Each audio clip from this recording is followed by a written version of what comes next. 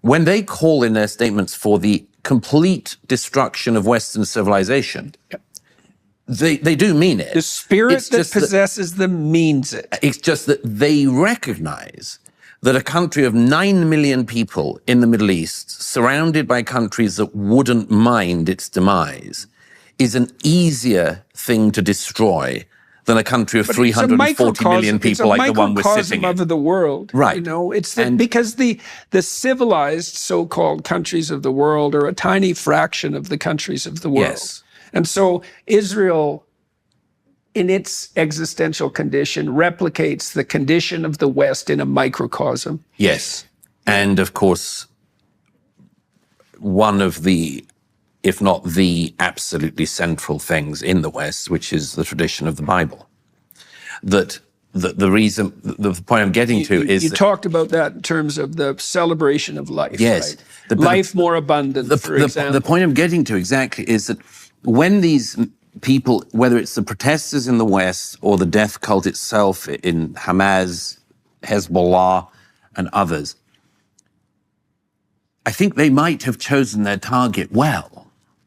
I think they're onto something. They do know that if you take this out, everyone else is vulnerable next. It's very clever target selection.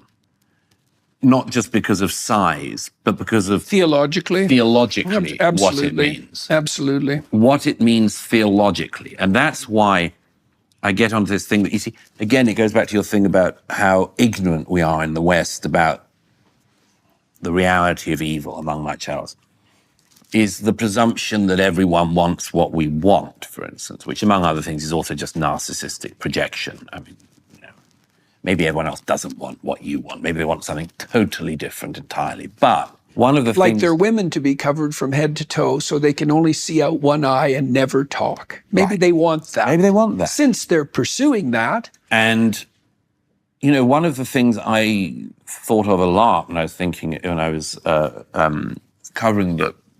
You know, obviously this is also, as you know, a first-hand account of Israel's response in the conflict. One of the things I thought about a lot was what the spirit is that animates in response to the death cults.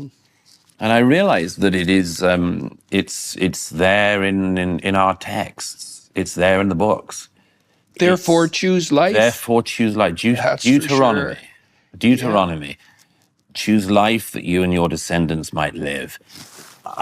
When I was thinking about that, I thought, I was reminded of that phase of the new wave atheists in the 2000s, of which I was distantly a who used to say things like, well, the Ten Commandments, they're so obvious. I mean, they don't need to, why do we need to be told not to murder? Because you were murdering. Because humankind didn't know that you shouldn't murder. There's envy. We could talk about envy.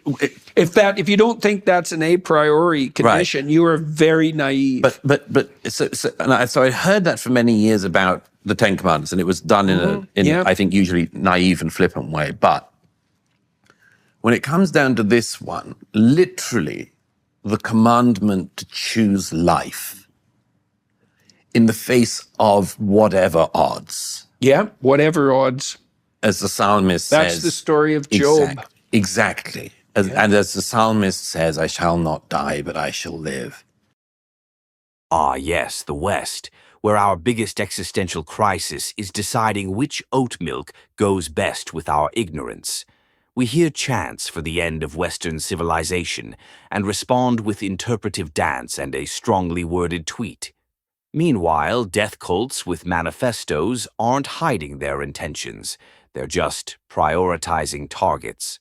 Why vaporize a superpower when you can first go after the microcosm of everything it stands for? And we in the West, we stare blankly, muttering, well, surely they just want better health care. Here's the punchline. When a culture chooses death and tells you so, and you respond with a TED Talk on cultural relativism, you're not enlightened, you're just rehearsing your own eulogy.